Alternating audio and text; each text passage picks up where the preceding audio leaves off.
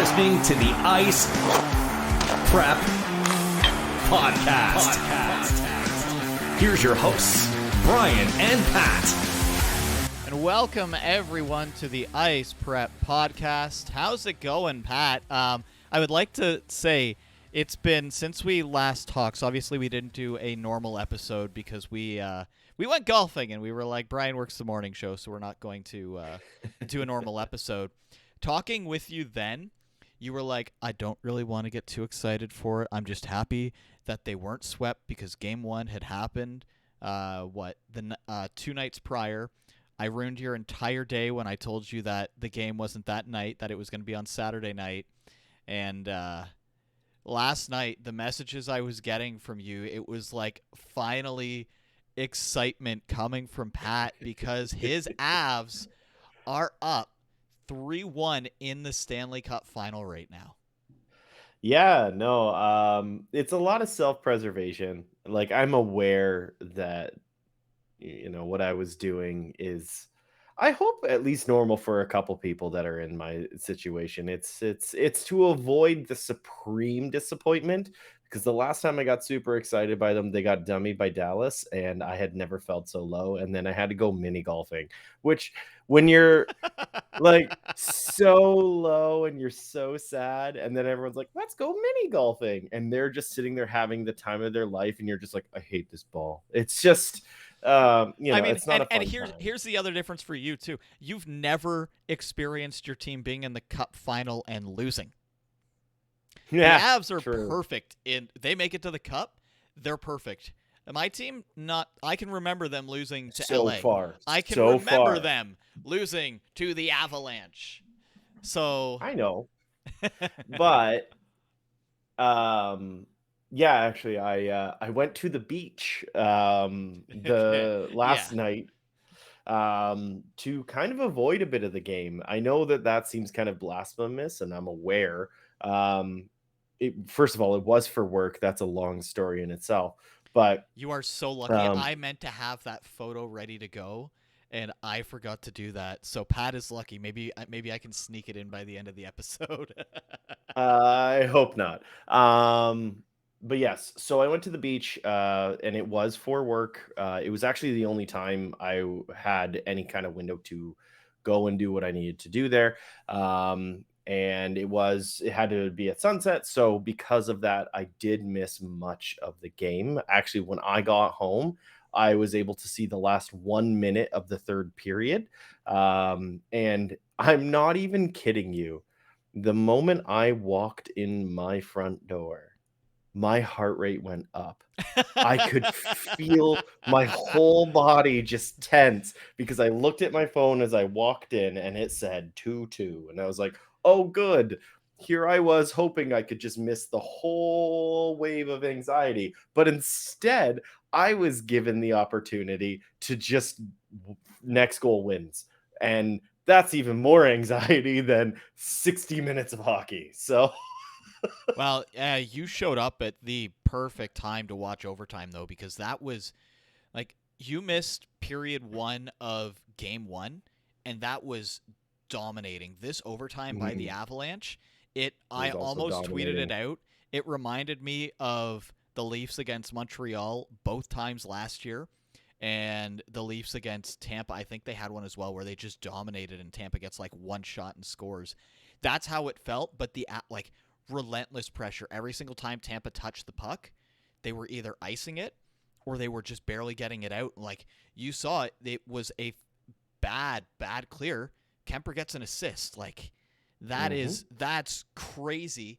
As we said, your Avs are now up 3-1 at this point. I think we're both of the same mindset. So tomorrow, obviously, Friday, game 5, back in Colorado. You'll probably be in your backyard watching.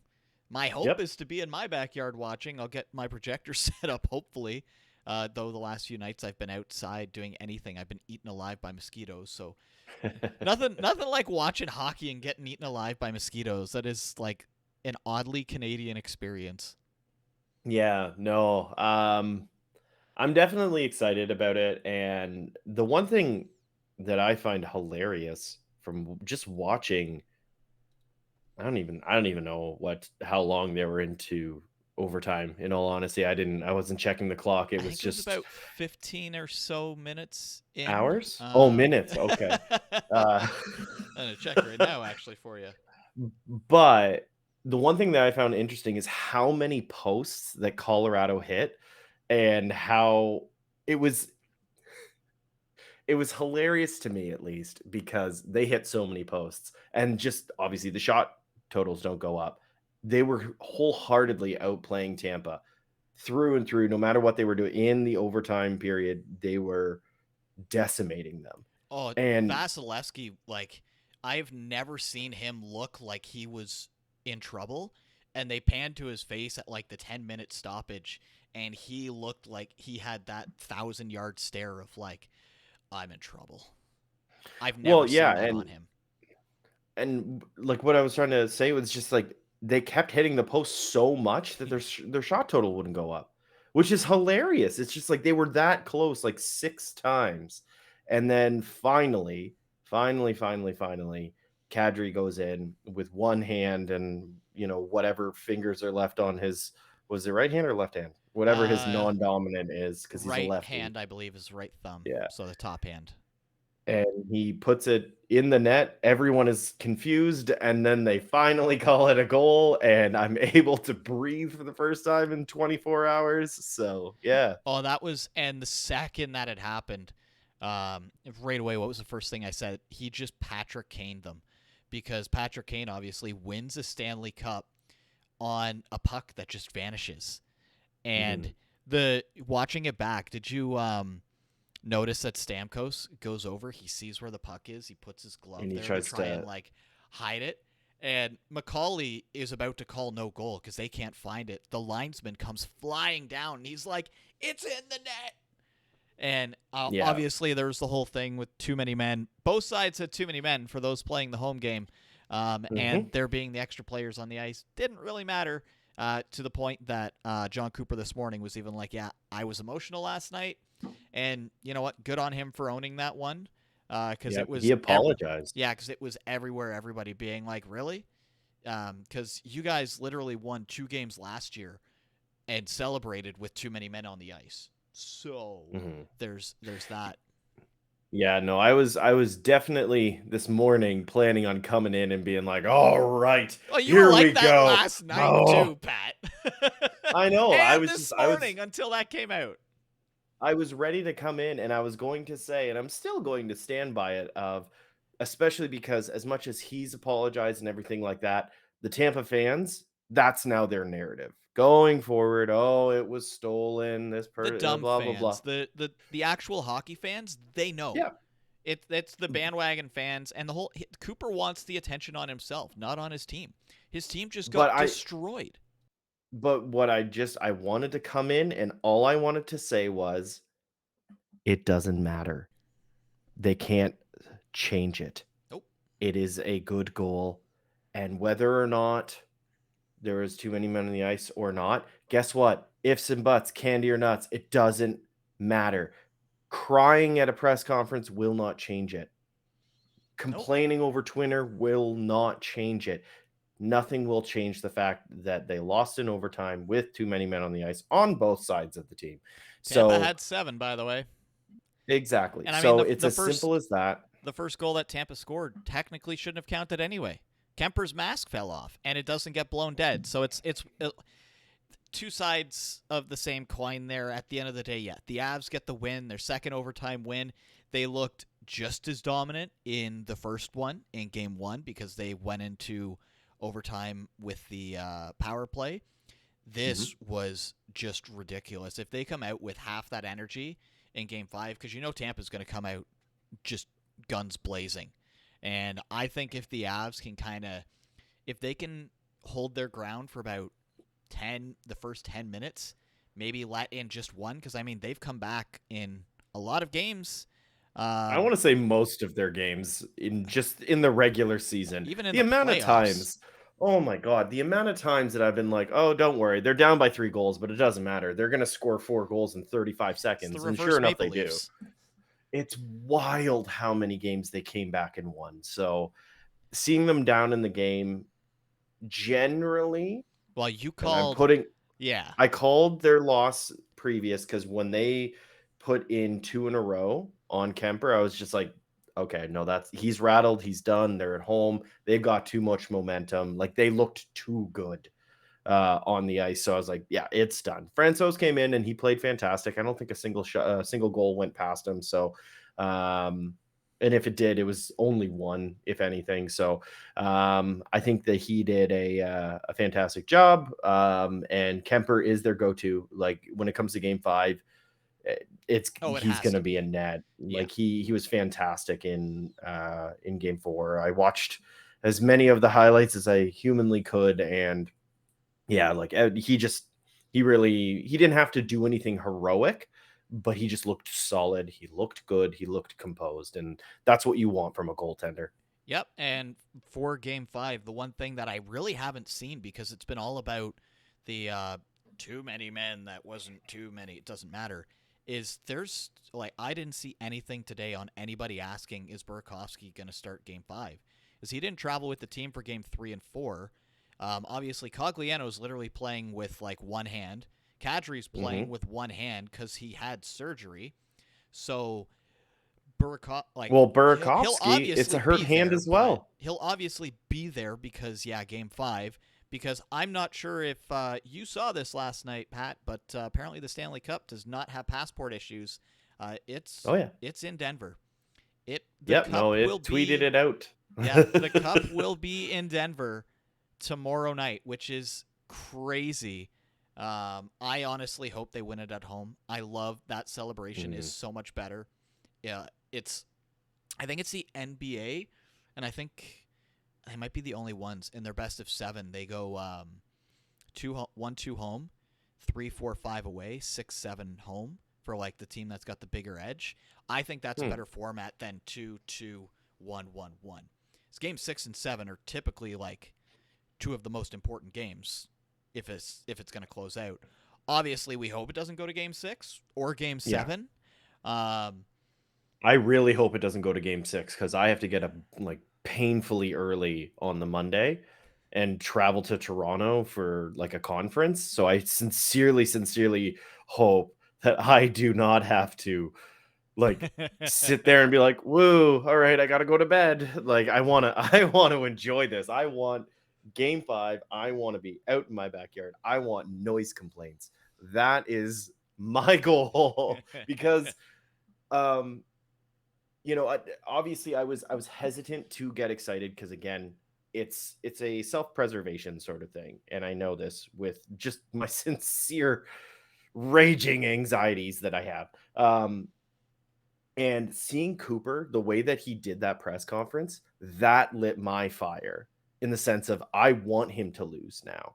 I like before it was like, well, if they win, that's a cool story. No. Now I want him to lose. I want him to cry for real. None of this BS like, oh, I'm so sad. We should have won that. No. I want tears from John Cooper. I want the full them Brad Marchand to experience. lose. Yes. And I want him to sit there and be pulling his hair and like, and I want Pat Maroon to not get another ring. I want Corey Perry to yet again not win a Stanley Cup with a team that makes it to the finals for the 3rd year in a row. I want that. Which would be unreal. And by the way, odd congrats to Perry. Did you know he's a one-time only? He is the only player in history to score a goal in the Stanley Cup Finals for 4 different teams. Oh, Only player, that's a pretty like cool that's thing. crazy. When you think about that one, so because that's Anaheim, Dallas, Montreal, and now Tampa. Mm-hmm. So obviously 3 years in a row for that for it, but. I hope it ends tomorrow night. I hope it's a close game. I know you obviously for your mental everything. I want like 24 goals for Colorado. Yeah, you want a blowout. I want it close enough that it's exciting for the full 60 minutes. And that Pat's heart monitor, if he wears it, is just like, I will. Do we need to dial 911 for like 2 hours straight? Every single time a puck hits the post, it just like he can feel the watch overheating because it's like trying to be like something's wrong with this human. I just vomit a little bit. No, and honestly, the one thing too that I thought of last night, if Colorado does do it and they do win, and at this point, like it's statistically, they're probably going to win. If they do it, then the cup is coming to London. Either way, the cup will come to London. But yes, True, because of Perry, but yeah. because of Kadri, and there might be some like London Knights like partying happening because he's probably going to come to his alum. That's really what kicked him off there. I would also like to point out that I knew Kadri was going to play in Game 4 before it was reported. My next door neighbor works with his sister. Oh, she flew. That's kind of cool. Naz flew down basically his family from London for the game, so it was like pretty much known. There's a lot of people in the teacher area of the south end of the city that all kind of knew about that. So kind of a neat thing. I don't think they're going to Colorado, but who knows? I mean, if I had the choice between going to Game 4 or Game 5, mind you, now we know what Game 5 is, but if I had a choice to go to Tampa or Colorado, like even if I wasn't a Colorado Avalanche fan, I would choose Colorado 900 times out of 800. Like I'd be like, can I go twice instead of going to Tampa? Like I don't want to go meet Florida man. I don't need that. I got enough humidity here. I don't need to. I'd rather see mountains than bog people. That is such a great segue, Pat. Speaking of bog people, Florida's got a new coach. Oh yeah, they do. And it's not me. Andrew Burnett. No, he is. Your notes say he is out. He is technically still under or with Florida. They've apparently offered him a position to stay, but for those that remember, mid-season Winnipeg Jets, their coach just basically went, "I've lost the room. I'm done." Paul Maurice is going to be the coach of the Panthers for next year, which will be interesting. Good for Florida for just saying, you know what, we tried it, and let's just blow up our whole team. I wonder if Bobrovsky's gone in the offseason, though. Like, that to me is the biggest question out of Florida, because he was well known as being like, Vezina season, bad season. Vezina season, bad season. Now it's just you don't know what you're going to get, and you don't want to leave Spencer Knight to dry. You already lost your other very good goalie in the expansion draft to Seattle. Mind you, both goalies that went to Seattle. They hard struggled this year. That whole team did. Florida, and they still have to figure out what they're going to do, because Giroux, that was a rental. I believe Sherratt from Montreal was a rental, was he not? Or he might have had. I think he maybe had 1 year left, but they've got a lot of things they have to figure out there. And that wasn't the only coaching change. There's been actually quite a few since we last talked. But on the golf course, when we were chatting, it was rumored that Peter DeBoer was going to be in Dallas. That one's official. Mm-hmm. So he's reunited with what's the player on Dallas that you hated from San Jose but you loved him? Net front guy, tips like crazy. Oh, Pavelski. Yeah. Pavelski and DeBoer getting reunited, so Pavelski's probably going to put up another like 40-plus goal season. Yeah, no, he has the fountain of youth in his back pocket for some reason. But no, that one, I don't know. This recycling of coaches, and like, how many cups does Paul Maurice have? How many cups does Pete DeBoer have? Pete DeBoer can get you there, but he won't win, and he'll run your goalies out of town. And you want to talk about one team that you don't want to have a coach that's going to get in the way of your goalie? You literally just watched a kid who rightfully could have earned the Conn Smythe from one round of hockey. Yeah, I don't get it. I don't get why all these teams are just like, we don't need to look at new talent. We'll look at people that, they're due. What does that mean? They don't have an expiration date where like it's not like you're pulling a friggin' slot machine and oh yeah, I put in $700, I'm gonna cash out soon. No, that's not how this works. They're not due. If they aren't winning cups, why do they keep getting jobs? Because that is the job of a coach, is to win the Stanley Cup. Because reasons, Pat. It's why Tortorella's back. And oh god, he should not. I don't know. He's entertaining, but that doesn't. No, he's not good for teams. He's not good for the NHL, which is hilarious because he's saying everything that's happening in the NHL with Trevor Zegras and everything, and all those like really fantastic goals that are happening is bad for the NHL. He's the one that's bad for the NHL because he has a toxic mindset. Yeah, I don't think that he's a good person to be in the league still. And he's gonna make Philly. Like they're obviously the reason why they're bringing him in is because they have alumni that are in the ears of the owners. That's why they got rid of Hextall. And the second they got rid of Hextall, they brought up Carter Hart, and he looked good. And now he might have had what could have been a Price-like level of hockey player, very deteriorated. There's trouble there, and they've clearly brought him in to be like, well, if we're gonna suck, we might as well go full Danbury Thrashers on everybody. Or Trashers. So that's going to be fun for everybody else in the Metro. Those are the two coaching changes since we went golfing. Obviously, there's been a few Stanley Cup games in between there. And yes, we know your Avs are up 3-1 now.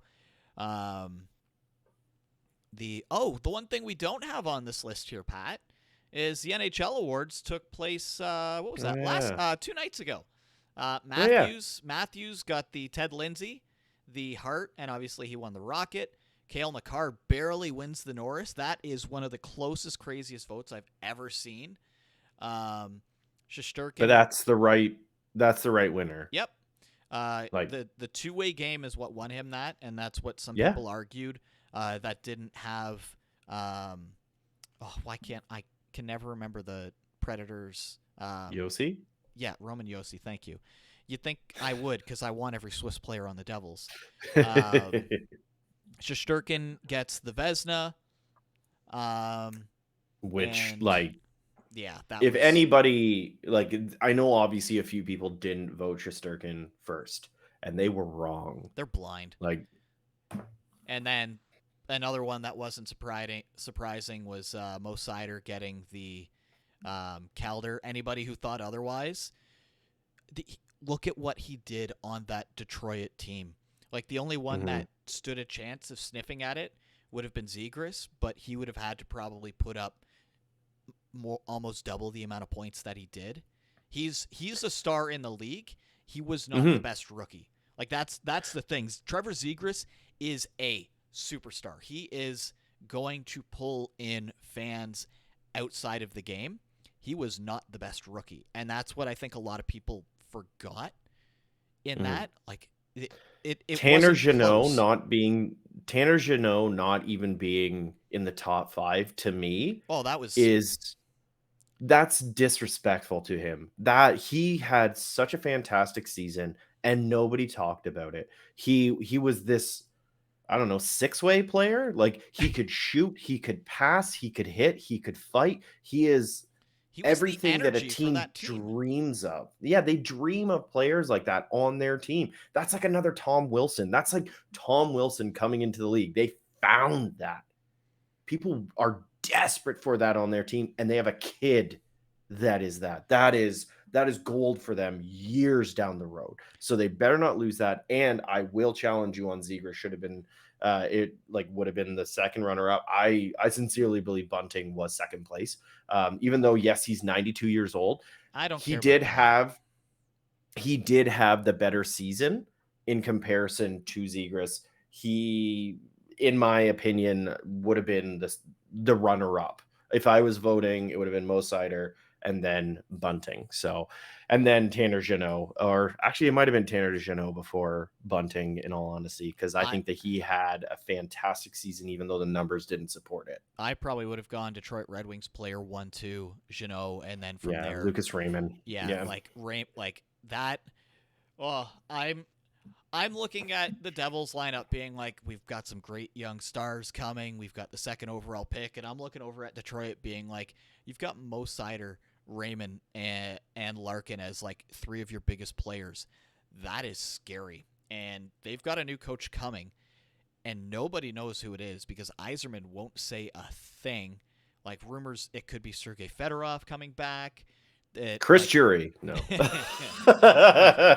It's who Patrick knows? Waugh. That would be a. Could you imagine if it was Patrick Waugh? I don't think he'll ever come back to the NHL. That's like the And Hunters. if he did, the last team? That's like the Hunters though. They'll never leave the OHL because they make more money there than they will in the NHL. Like Waugh owns that team in the QMJHL. And so yeah, he's not going to go anywhere with that. I think that was it for the awards. I might be missing something else, but I don't think I am. There wasn't that many.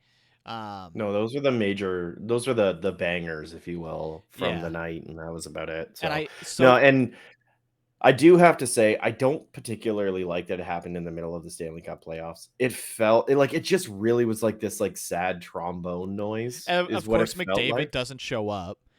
For those wondering why, there's a little bit of controversy surrounding him right now. So he probably didn't want to face the press for some he was reason. too busy. I don't. He was in Vegas, but just not, or was it in Tampa? He didn't fly down. He stayed home apparently. I don't want to get into that. That's whatever. Whatever. Something that is kind of cool though is in our nation's capital. I've been to LeBreton Flats where they want to put this arena in. If it goes there, that is going to be an amazing location. They put a mock-up of it online today, the group that's presenting it. It looks like it could be one of the coolest. Just arenas. say what's happening. Senators, you're going backwards. Sorry, Senators. There was the deal way back when, and then it got axed like literally last minute because City Council and the Senators were like, "No, we want you to pay more." Seems like Senators may get an actual arena in Ottawa proper, not out in Canada. If it is what the developer showed, going to be very unique because there's going to be on one side of it literally apartment buildings that go up, and it's rumored to have a retractable roof for when concerts happen, especially in the summer, that they can open it up, which to me is like, that's cool. Like, I love how Seattle's arena is under, like, literally the highest level is ground level and it's looking down. Like, if they can make that open air for summer, that is phenomenal. I hope they get it, because when you're in Ottawa and you drive the highway to see how long it takes to get there, you're like, oh, this is awful. Yeah. Like Canada it's close by, but it's not. It's not like conveniently close by. And no, I think it'll be really cool. And does that mean that we could do like winter classics all the time? Just open the roof and then there you go. You've got an outdoor game. Just willy-nilly. Could you imagine? They're just like they'd have, say, certain games, because obviously Ottawa's a heck of a lot colder here, but like they look ahead, they plan it out. They're like, okay, there's the potential for say 3 or 4 games a year. We will let you know. You come bundled up. We're gonna play under the stars. Like, that would be. People would want to come in to see that game. So fingers crossed Ottawa gets that. Because there's literally they've already built in like the trains and all that around that area, so it's built for it, and that team in a couple of years is going to be one of the best teams in the league. So if they have an arena like that, that's awesome. We were talking about Nashville, and then we jumped away from Nashville for some reason. But let's go back. Yeah, let's go back to Nashville. Philip Forsberg was offered an 8-year deal. He hasn't said yes or no. Way back when, I think it honestly might have been like episode 7 or 8 of this, I had said he's probably going to go to LA because they traded away his very clear best friend in Victor Arvidsson, who had a heck of a time in LA. LA their stock is on the rise. So a big part of me is wondering if he doesn't stay in Nashville, if he goes to LA. I'm still thinking that because any big free agent right now, LA is like the new Vegas. They're in on everything. I wouldn't go so far as calling them the new Vegas, No, but just that like it's also if there's a free agent out there, yeah. every insider is linking LA to them. Yeah, and not to mention LA is a desirable spot right now too because they showed that even without like a really strong core, they can still get to the playoffs. And that alone is impressive. They don't have goaltending. Period, end of story. Peterson's a good goaltender. He's not a team lead goaltender. Quick used to be, he's not anymore. He's a little So old now. exactly. So they obviously need a goaltending change. Maybe they look at Darcy Kemper because he's a free agent coming this free agent season. I don't even know when that is. Win a cup. July. I think I it's mean, July he's 6th. I don't think it's the first this year. I can't remember. okay. But even still, I wouldn't be surprised if they knocked on his door a little bit, just because obviously he's shown himself to be pretty qualified in that. But the one thing we were kind of talking about, and I really, really, really, really, really want to start seeing this in hockey, and I hope that we see this sometime in my lifetime, and that is star players, or I guess Philip Forsberg is a star player. Yeah, he would be. He puts up I see. scary numbers on a team that wasn't very offensive. Fair. I want to see star players like him when they're like, you know what, maybe I'll go test the free market. And they go out there and they say, I will play for you, let's say Edmonton, just because Edmonton made it to the semifinals. I will play for you, Edmonton, and I will take a huge discount. You know what? They're offering me 9 million. I will let you have me for 3 million to play in the regular season. If we make it to the playoffs, you owe me $500,000. If we make it to the next round after that, another million. And incentivize bonuses throughout, whether it's point based or position based, whatever it may be. It would be really cool to see them do. You have me for 1 year. You were so close last year. You have me for 1 year. I want to win a cup. So let's do this. Now, I don't know if the That'd be CBA cool. allows that type of thing, but if it did, like Yeah. that would be to me the most fun thing, like because then you'd get NBA style potential super teams, which Yep. you know what? I would be fine. I would love to see the Oilers have to do something crazy, like ship Kane out to the sun, bring in Forsberg, find somebody else like that, and just be like, you know what? Let's do something stupid if it's even legal. I don't even know if it is. Probably just not. because of the that stuff is way above my head. But who knows? Maybe it's something. There is a new. I think the next CBA is like 2025, so we'll probably get a lockout again. Yay! Who knows? Maybe Well, something like Bettman's that. still around. He will be apparently. Maybe Yep. something like that comes up. Because yeah, you and I were talking about that. And it's like that. That is the only way you're going to get an NBA like potential super team. Because And I want to see that because you look at what the Lakers did with like LeBron and other players who I can't remember their names of, but they brought in all these amazing top talent players and put them all on one team, and they didn't do it. They didn't get to the end. And I want to see what happens with something like that, especially in hockey, which is so dependent on other people. In NBA, you can have one player, they can score 50 points, and that is half, like more than half of what your team could score that night. Like one player can lead the charge on an NBA team.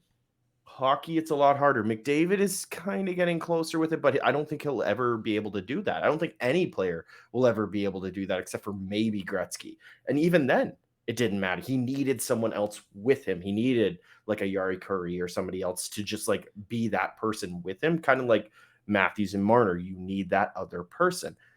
So you look at Taylor Hall, for instance. Up until he hit Boston, he was a poison on whichever team he played on, in my opinion, because he wanted the puck. The job of the teammates is to get Taylor Hall the puck. Now you've got, say, 4 people like Taylor Hall. I'm the superstar. Get me the puck. I want to see that. I want to see that so bad. As you were talking that, we in a way kind of saw something like that at the trade deadline with Marc-Andre Fleury. Yeah. Like if he comes back next year, I'm wondering if it's one of those things like he takes the smaller deal, but there's incentives in there because I know that they can do some sort, but like Yeah. if any teams are going that I would love to see do it, they have to have a bona fide superstar on their team. So obviously, Colorado's a team that I would love to see do it. Edmonton, the Leafs. I would love to see the Leafs because I want the jokes to end. I'm bored of them now. Give But them a could you new imagine joke. how much worse it would be if they Yeah. assembled this like NHL Hut All-Star team and they still couldn't get out of the first round? Uh, uh, Like I wouldn't have to eat for a year because I would just be so satisfied by that. So who knows? That may not even be a possibility. That's one of those things you and I were kind of half like, oh, I wonder if that would be a thing. But yeah.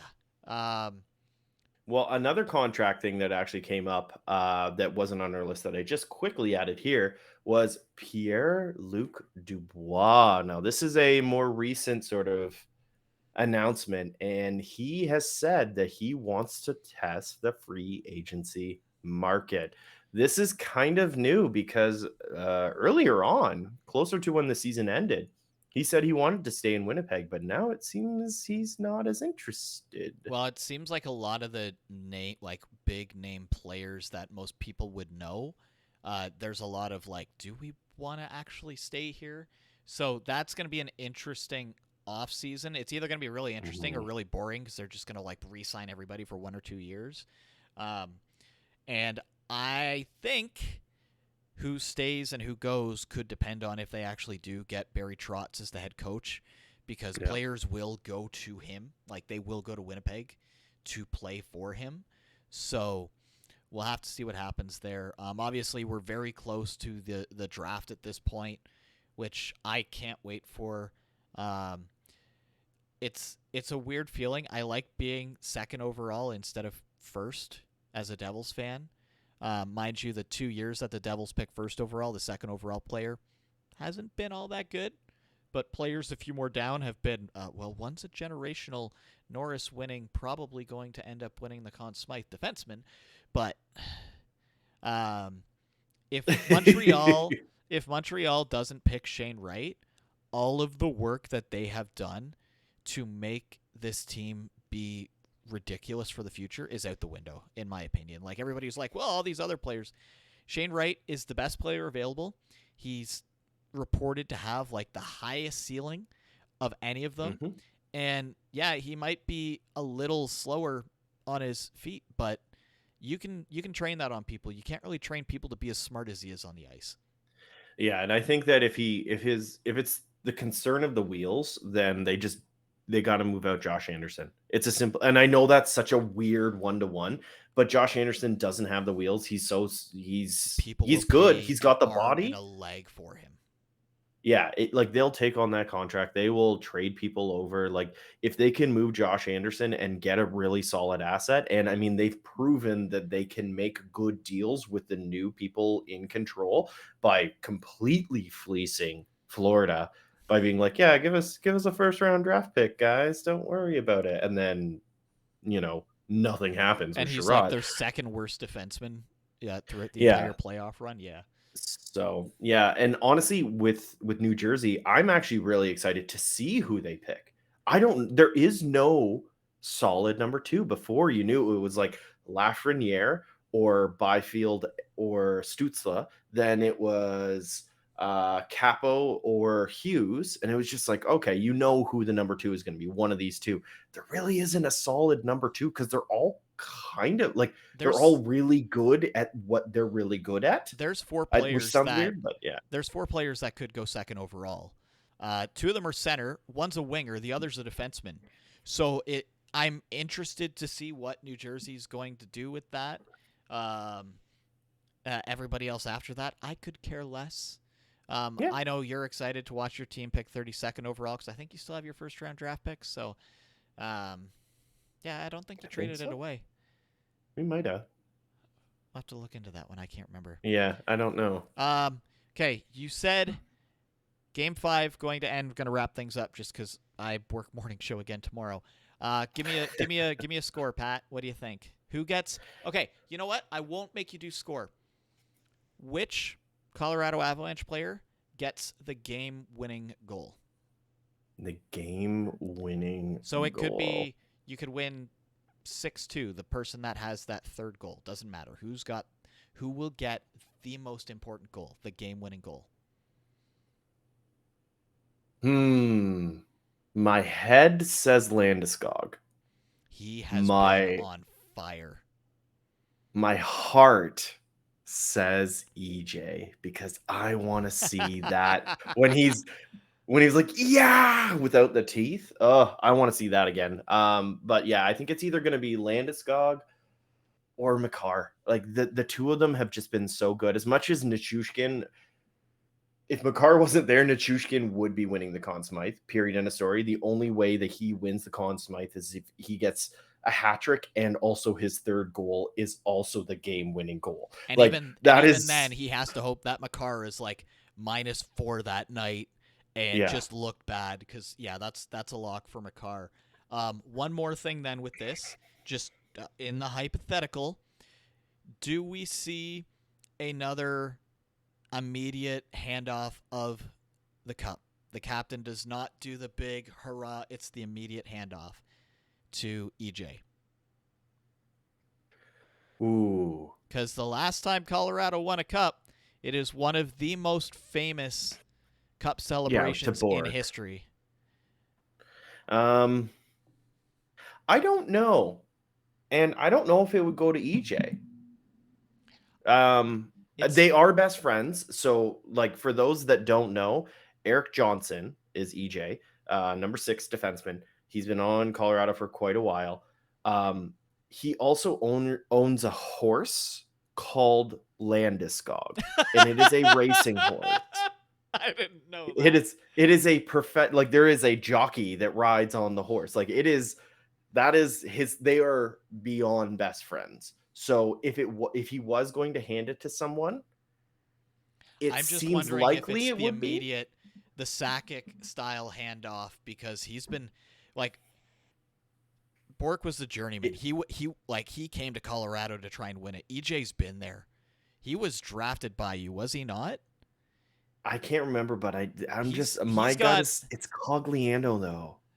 We'll have to see what happens. Obviously, fingers crossed that does happen Friday night. Oh, what if it's Kadri?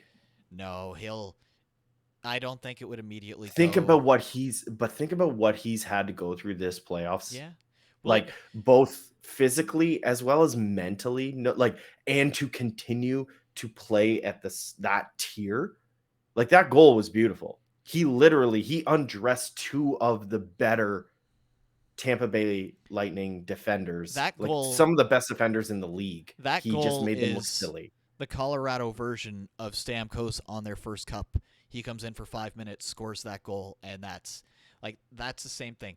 See, I like this, Pat, because I finally, after 2 months of playoffs, have you excited about something to do with the Avalanche and the Stanley Cup. And all it took was your team being up 3-1 in the Stanley Cup Finals. So, and I knew that it would have to take them to get to either 3-0 or 3-1 for it, because I read a thing, only one time in NHL history has a team come back from a 3-1 deficit in the Stanley Cup Finals.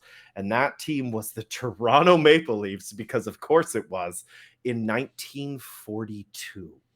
So the odds are definitely in the favor of the Colorado Avalanche. So as a logic person, it feels good to not have to worry that much.